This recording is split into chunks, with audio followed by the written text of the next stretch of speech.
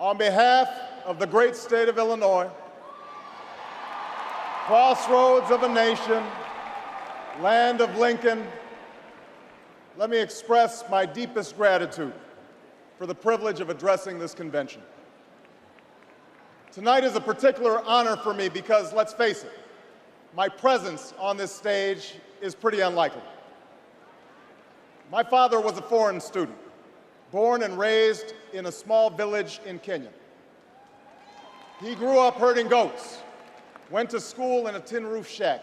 His father, my grandfather, was a cook, a domestic servant to the British. But my grandfather had larger dreams for his son. Through hard work and perseverance, my father got a scholarship to study in a magical place, America, that shone as a beacon of freedom and opportunity to so many who had come before. While studying here, my father met my mother. She was born in a town on the other side of the world, in Kansas.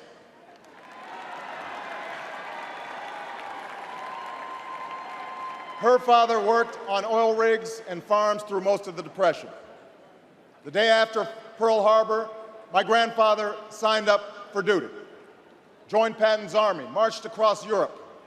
Back home, my grandmother raised a baby and went to work on a bomber assembly line. After the war, they studied on the GI Bill, bought a house through FHA, and later moved west, all the way to Hawaii in search of opportunity. And they too had big dreams for their daughter. A common dream born of two continents. My parents shared not only an improbable love, they shared an abiding faith in the possibilities of this nation. They would give me an African name, Barak, or Blessed, believing that in a tolerant America, your name is no barrier to success. They imagined me going to the best schools in the land, even though they weren't rich, because in a generous America, you don't have to be rich to achieve your potential. They're both passed away now. And yet I know that on this night, they look down on me with great pride. They stand here, and I stand here today, grateful for the diversity of my heritage, aware that my parents' dreams live on in my two precious daughters. I stand here knowing that my story is part of the larger American story, that I owe a debt to all of those who came before me, and that in no other country on earth is my story even possible.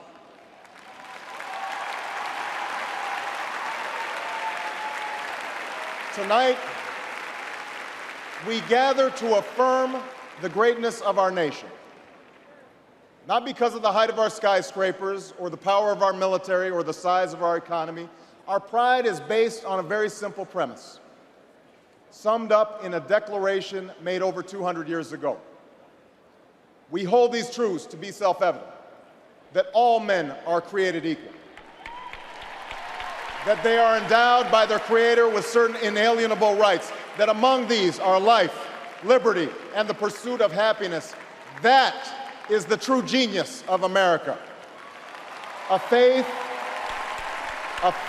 in simple dreams, an insistence on small miracles, that we can tuck in our children at night and know that they are fed and clothed and safe from harm, that we can say what we think, write what we think without hearing a sudden knock on the door, that we can have an idea and start our own business without paying a bribe, that we can participate in the political process without fear of retribution, and that our votes will be counted, at least most of the time.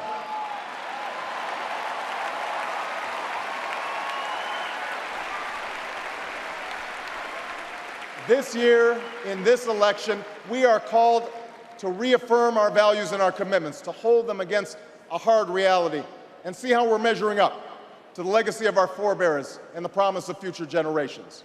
And fellow Americans, Democrats, Republicans, Independents, I say to you tonight, we have more work to do. More work to do for the workers I met in Galesburg, Illinois, who are losing their union jobs at the Maytag plant that's moving to Mexico, and now are having to compete with their own children for jobs that pay $7 an hour. More to do for the father that I met who was losing his job and choking back the tears wondering how he would pay $4,500 a month for the drugs his son needs without the health benefits that he counted on. More to do for the young woman in East St. Louis and thousands more like her who has the grades, has the drive, has the will, but doesn't have the money to go to college. Now, don't get me wrong. The people I meet in small towns and big cities, in diners and office parks, they don't expect government to solve all their problems. They know they have to work hard to get ahead, and they want to. Go into the collar counties around Chicago, and people will tell you they don't want their tax money wasted by a welfare agency or by the Pentagon. Go into any inner city neighborhood, and folks will tell you that government alone can't teach our kids to learn. They know that parents have to teach, that children can't achieve unless we raise their expectations and turn off the television sets and eradicate the slander that says a black youth with a book is acting white. They know those things.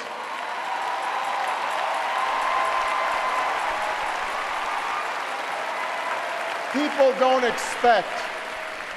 don't expect government to solve all their problems. But they sense deep in their bones that with just a slight change in priorities, we can make sure that every child in America has a decent shot at life, and that the doors of opportunity remain open to all. They know we can do better, and they want that choice. In this election, we offer that choice. Our party has chosen a man to lead us who embodies the best this country has to offer, and that man is John Kerry.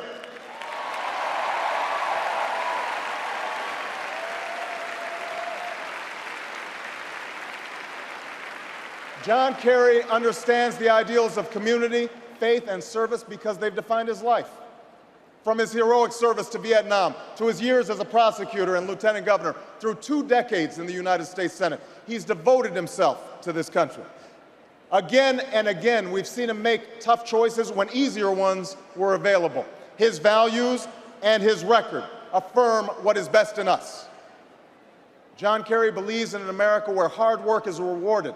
So instead of offering tax breaks to companies shipping jobs overseas, he offers them to companies creating jobs here at home. John Kerry believes in an America where all Americans can afford the same health coverage our politicians in Washington have for themselves. John Kerry believes in energy independence, so we aren't held hostage to the profits of oil companies or the sabotage of foreign oil fields.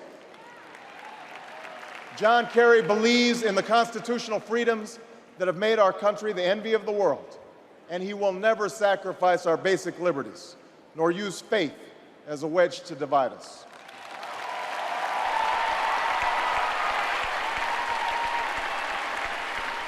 And John Kerry believes that in a dangerous world, war must be an option sometimes, but it should never be the first option. You know, a while back, I met a young man named Seamus in a VFW hall in East Moline, Illinois. He was a good-looking kid, 6'2", 6'3", clear-eyed with an easy smile. He told me he joined the Marines and was heading to Iraq the following week. And as I listened to him explain why he'd enlisted, the absolute faith he had in our country and its leaders, his devotion to duty and service, I thought, this young man was all that any of us might ever hope for in a child. But then I asked myself, are we serving Seamus as well as he's serving us? I thought of the 900 men and women, sons and daughters, husbands and wives, friends and neighbors who won't be returning to their own hometowns.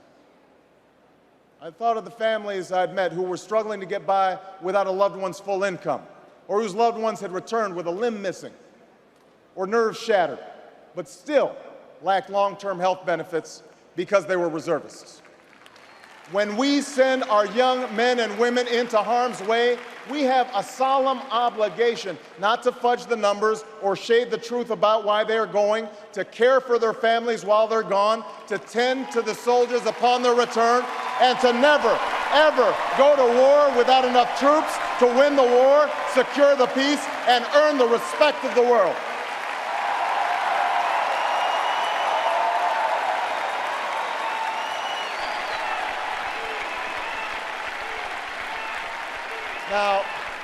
Now let me be clear. Let me be clear. We have real enemies in the world. These enemies must be found, they must be pursued, and they must be defeated. John Kerry knows this. And just as Lieutenant Kerry did not hesitate to risk his life to protect the men who served with him in Vietnam, President Kerry will not hesitate one moment to use our military might to keep America safe and secure. John Kerry believes in America, and he knows that it's not enough for just some of us to prosper. For alongside our famous individualism, there's another ingredient in the American saga, a belief that we're all connected as one people. If there is a child on the south side of Chicago who can't read, that matters to me even if it's not my child. If there's a senior citizen somewhere who can't pay for their prescription drugs and having to choose between medicine and the rent, that makes my life poorer even if it's not my grandparent. If there's an Arab American family being rounded up without benefit of an attorney or due process, that threatens my civil liberties.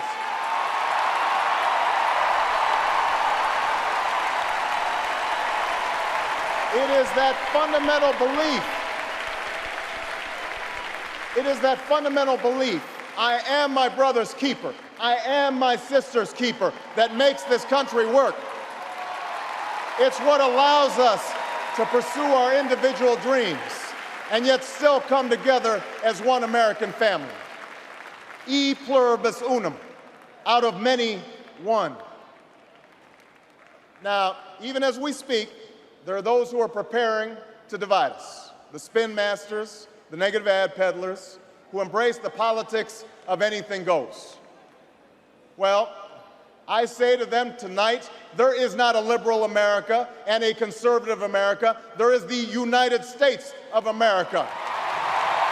There is not a black America and a white America and Latino America and Asian America. There's the United States of America. The pundits like to slice and dice our country into red states and blue states, red states for Republicans, blue states for Democrats. But I've got news for them too. We worship an awesome God in the blue states, and we don't like federal agents poking around in our libraries in the red states.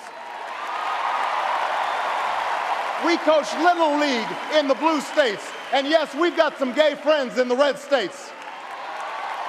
There are patriots who opposed the war in Iraq, and there are patriots who supported the war in Iraq. We are one people, all of us pledging allegiance to the Stars and Stripes, all of us defending the United States of America.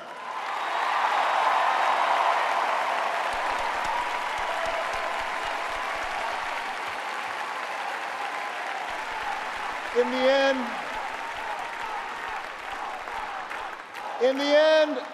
the end, that's what this election is about.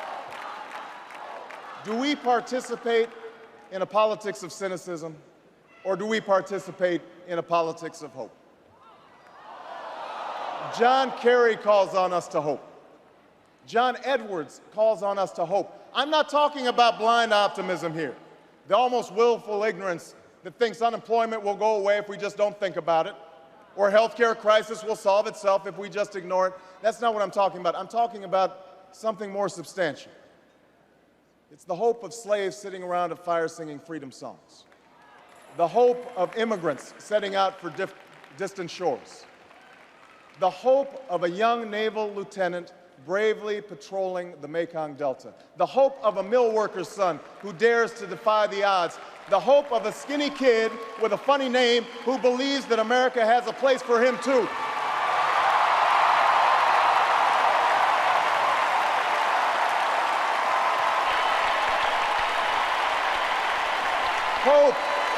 Hope in the face of difficulty. Hope in the face of uncertainty, the audacity of hope. In the end, that is God's greatest gift to us, the bedrock of this nation, a belief in things not seen, a belief that there are better days ahead. I believe that we can give our middle class relief and provide working families with a road to opportunity. I believe we can provide jobs to the jobless, homes to the homeless, and reclaim young people in cities across America from violence and despair. I believe that we have a righteous wind at our backs, and that as we stand on the crossroads of history, we can make the right choices and meet the challenges that face us. America, tonight, if you feel the same energy that I do, if you feel the same urgency that I do, if you feel the same passion that I do, if you feel the same hopefulness that I do, if we do what we must do, then I have no doubt that all across the country, from Florida to Oregon, from Washington to Maine, the people will rise up in November, and John Kerry will be sworn in as president, and John Edwards will be sworn in as vice president, and this country will reclaim its promise, and out of this long political darkness, a brighter day will come. Thank you very much, everybody. God bless you.